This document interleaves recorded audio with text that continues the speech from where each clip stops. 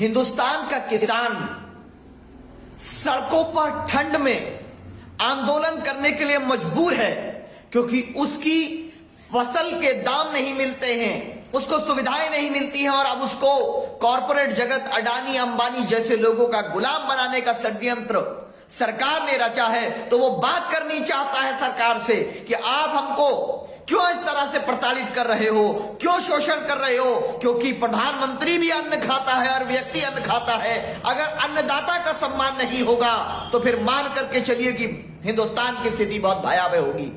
लेकिन देश का प्रधानमंत्री नई पार्लियामेंट बना रहा है और पार्लियामेंट कैसी, सुनो वो मेरे भाई जो ये समझते हैं हमारे क्षत्रिय धर्म के, ब्राह्मण धर्म के और वैश्य धर्म के मेरे साथियों, सुनो कि जो पार्लियामेंट का नक्शा बनाया गया है वो श्री राम के दौर की संस्कृति से नहीं लिया गया है, वो सनातन धर्म की संस्कृति से नहीं लिया गया है। खोलो अपनी आंख कि ये व्यक्ति आपको बेवकूफ बना रहा है। एल्यूमिनाटी ग्रुप का जो सिंबल होता है, ये सिंबल ट्राइंगुलर, ये सिंबल होता है ट्राइंगुलर, उस शेप में पार्लियामेंट बनाई गई है, आप देखिए।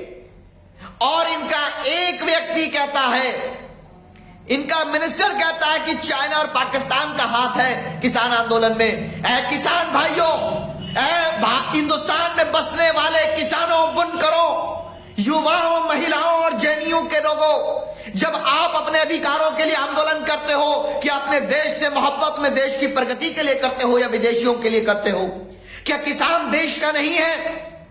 और अगर किसान खालिस्तानी है और चाइना और पाकिस्तान से फंडिंग हो रही है, इशारे पे हो रहा है, तो किसानों को बार बार क्यों बुला रहे हो? क्यों कह रहे हो एमएसपी को हम सिक्योर कानूनी तौर पर नहीं आश्वासन दे देंगे? किसानों की बात पर झुक क्यों रहे हो? पूरी तरह झुकेंगे, ये आपको झुकाना है किसान भाइयों।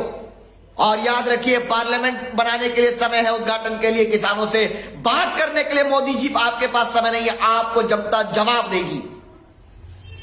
आप अहंकार में डूब चुके हैं।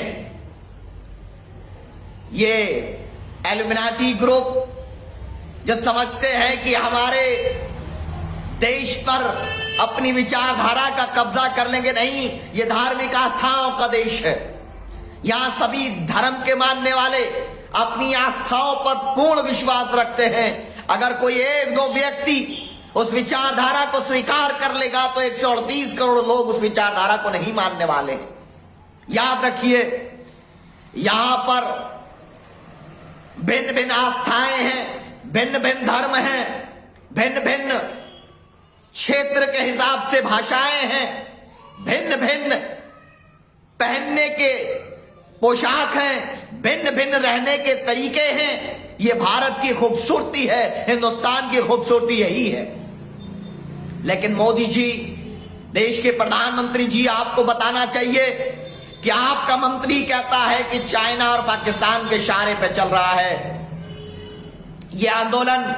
तो देश का एक नागरिक किसानों की आवाज बनकर, किसानों की जबान बनकर ललकार करके आपसे पूछ रहा है कि जवाब दो कि क्यों इमरान खान ने कहा था कि भारत में नरेंद्र मोदी प्रधानमंत्री बनने चाहिए? क्या रिश्ता है पाकिस्तान का आपसे? क्यों बार बार पाकिस्तान आप गए थे? भारतीय जनता पार्टी और पाकिस्तान के बीच वो कौन सा रिश्ता है कि जब हमें अवसर मिला भारत और पाकिस्तान को चुनने का तो हमने हिंदुस्तान को चुना। लेकिन जब आपकी पार्टी के पूर्व अध्यक्ष लाल कृष्ण आडवाणी पाकिस्तान को जाते हैं तो जिन्ना की मजार पर चादर चलाते हैं और हम जिन्ना की आइडियोलॉजी को आज से 70 साल पहले ठुकरा चुके हैं।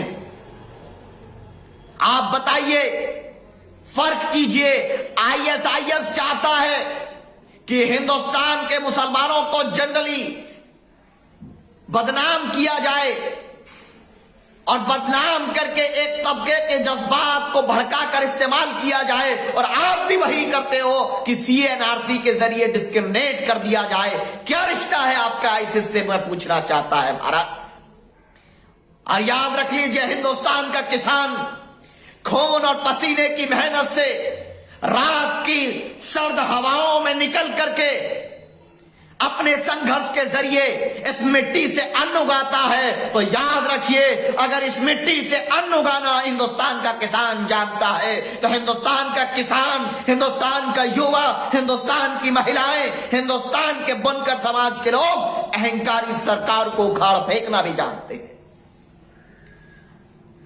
यहां पर अब किसी भी गरीब पर अत्याचार नहीं होने दिया जाएगा।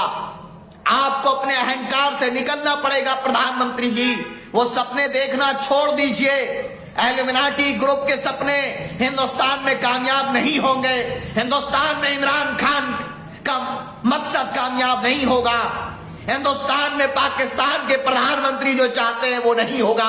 हिंदुस्तान में वो होगा जो हिंदुस्तान का किसान चाहेगा, हिंदुस्तान का नौजवान चाहेगा, हिंदुस्तान का युवा चाहेगा, हिंदुस्तान की महिलाएं बुनकर चाहेंगे, हिंदुस्तान के मल्लाह चाहेंगे, हिंदुस्तान के गुज्जर चाहेंगे, हिंदुस्तान के पाल, सैनी, मौर्य, प्रजापति, मुसलमान, ईसाई सब लोग चाहेंगे जो हिंदुस्तानी चाहेंगे। हिंदुस्तान में वो होगा और सरकार बदलने का समय आ गया है। अगर जेएनयू के लोग अपनी बात रखें, सरकार से आंदोलन करें, सरकार की गलत नीतियों के खिलाफ, तो उनको कहा जाता है ये अर्बन नक्सल है। अगर इस देश का मुसलमान डिस्क्रिमिनेशन की बुनियाद पर सीए के खिलाफ आंदोलन करे, संवैधानिक आंदोलन करे अपने देश के संविधान की रक्षा के लिए, तो उसको कहा जाता है कि ये पाकिस्तानी है, आतंकी हैं। और किसान आंदोलन करे तो कहा जाता है ये खालिस्तानी है। इनकी नजर में किसान भी देशद्रोही है। इनकी नजर में पढ़ने वाला शिक्षक, युवक, छात्र भी देशद्रोही है। इनकी नजर में देश के लिए वीर अब्दुल हमीद, ब्रिगेडियर उस्मान बनकर जान को कुर्बान करने वाला, एपीजे अब्दुल कलाम बनकर के मिसाइल देने वाला भी देशद्रोही है। इनके लिए किसान भी देशद्रोही, बुनकर भी देशद्रोही है। और अंग्रेजों की तरह, अंग्रेजों से माफी मांगने वाले सावरकर देशभक्त हैं। इनके लिए गोडसे देशभक्त है, सावरकर देशभक्त है। ये लड़ाई याद रखिए, ये लड़ाई सावरकर बनाम भगत सिंह की है। ये लड़ाई गोडसे बनाम भगत सिंह की है। अगर ये सावरकर है, अगर ये गोडसे बनना चाहते हैं, तो हमारे हिंदुस्तान के किसान, हिंदुस्तान के नौजवान भगत सिंह बनकर के अपने अधिकारों के लिए संघर्ष करेंगे।